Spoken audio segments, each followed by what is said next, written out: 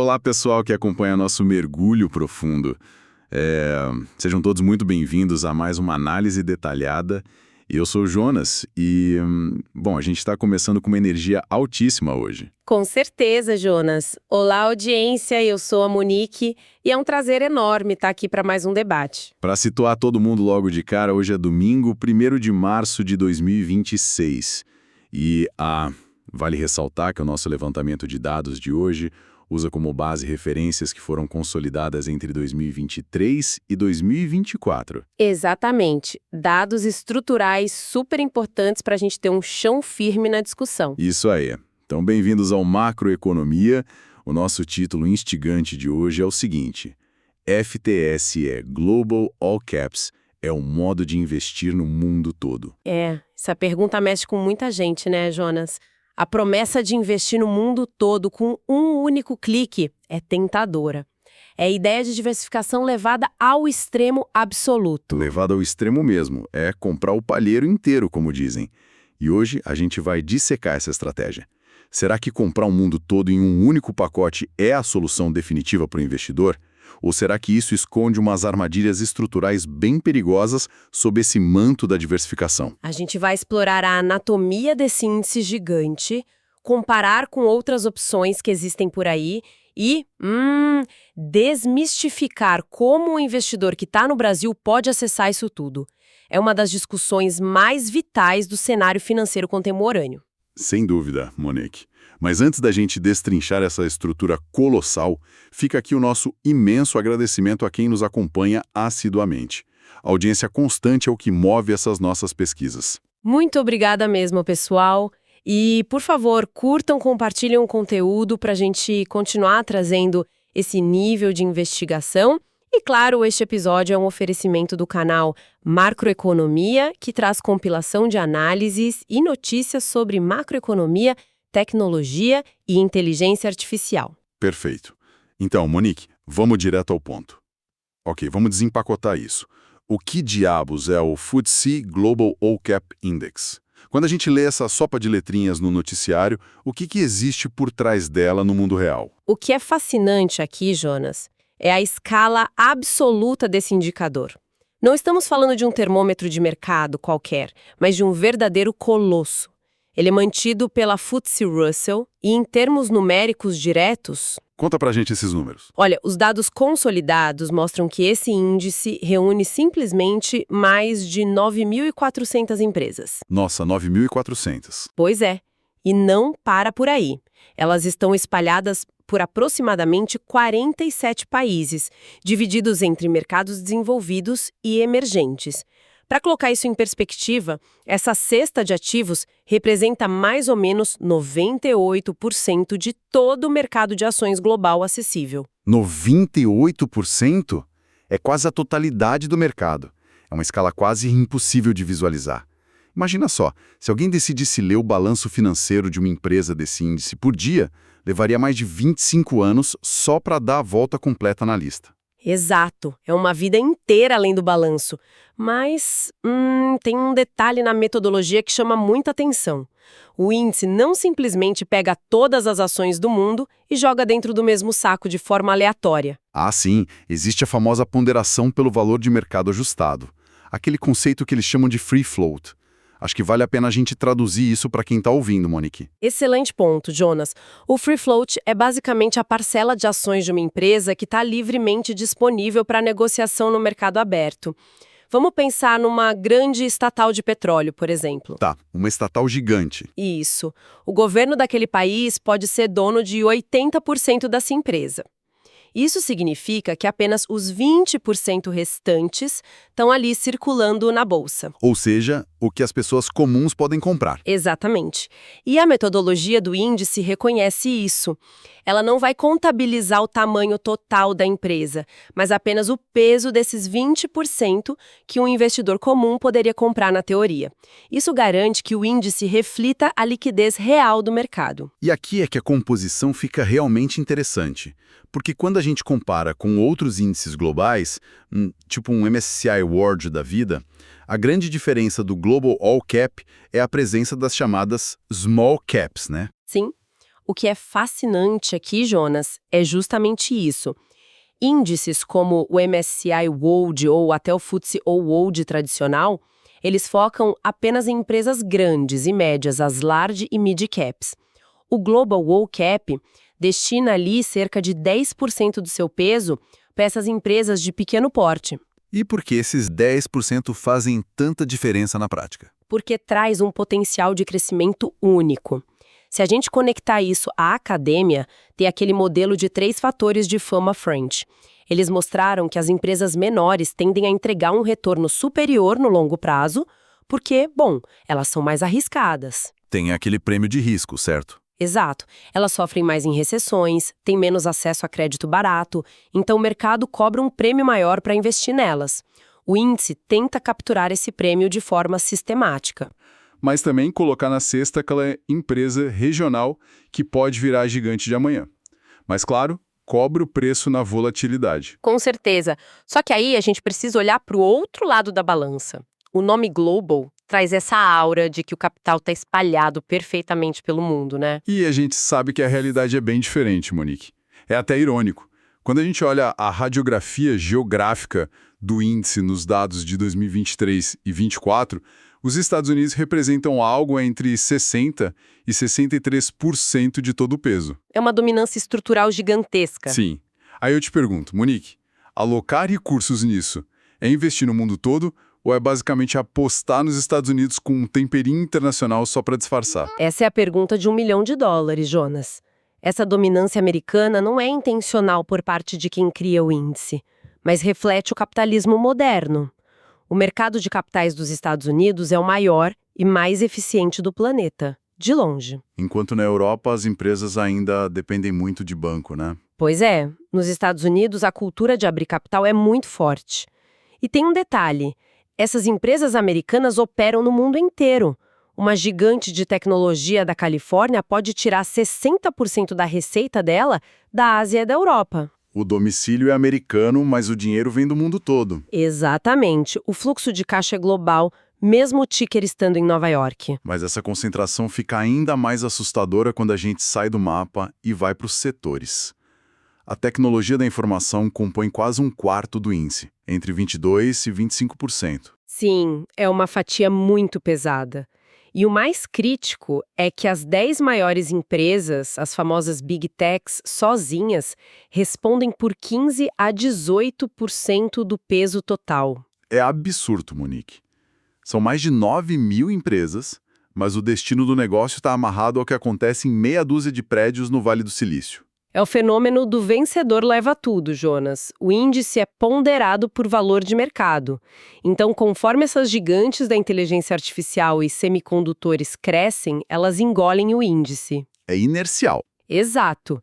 E se vier uma regulação muito pesada do governo americano contra elas, o índice inteiro sofre um baque.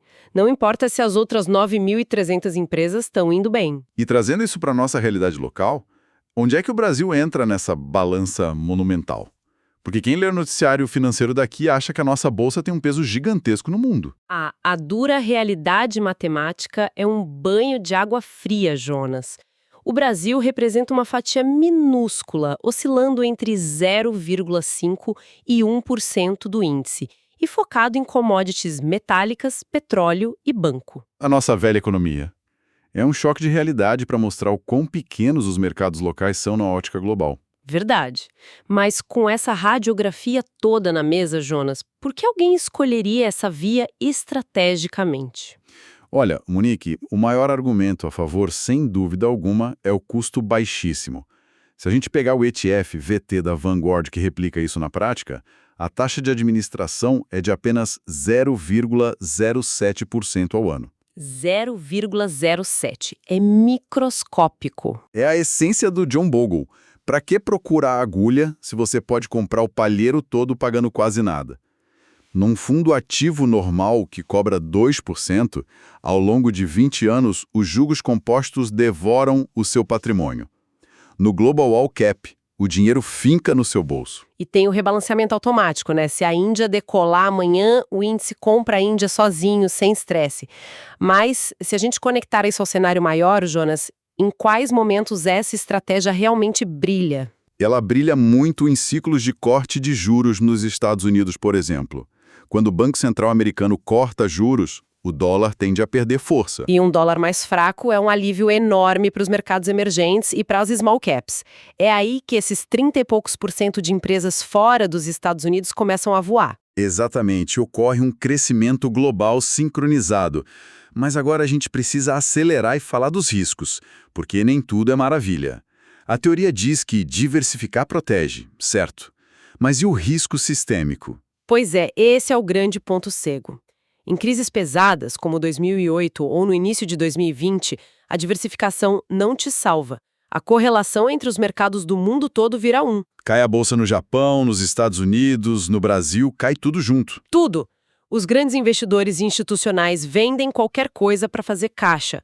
O índice já chegou a ver quedas de 35% a quase 60% do topo ao fundo. É preciso ter estômago. E para quem analisa isso do Brasil, investindo a partir do real, tem outro risco que é destruidor de mentes: o risco cambial. Essa ressalva é essencial. Como os ativos são todos dolarizados ou em moedas estrangeiras fortes, a pessoa tem uma exposição dupla. Imagina só um cenário. O índice sobe 10% no ano lá fora. Maravilha. Mas aqui, por motivos políticos ou econômicos locais, o real se desvaloriza fortemente e o dólar cai 15%. O que acontece? Para quem vive e gasta em reais, a rentabilidade derrete. O poder de compra local cai, mesmo com a bolsa global batendo recorde.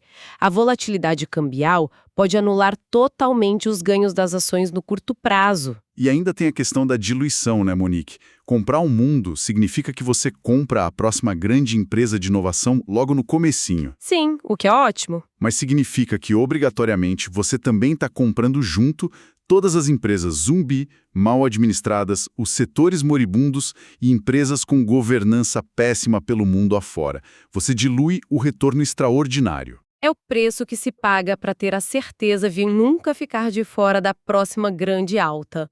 Mas, Jonas, indo agora para a ponte prática, lembrando sempre que não fazemos nenhuma recomendação de investimento aqui, a discussão é estritamente educacional. Muito bem lembrado. Como é que as pessoas de fato acessam esse índice do Brasil? Porque a teoria é linda, mas a burocracia e os impostos cobram o pedágio. Temos basicamente duas vias. A opção 1 é usar a nossa própria B3 através dos BDRs de ETFs. O ticker WRL11 é o exemplo clássico. A grande vantagem aí é a conveniência extrema, né? Usa a corretora local, opera em reais, tudo na mesma tela que você já usa. Exato. Mas qual é a desvantagem dessa opção 1? O custo invisível.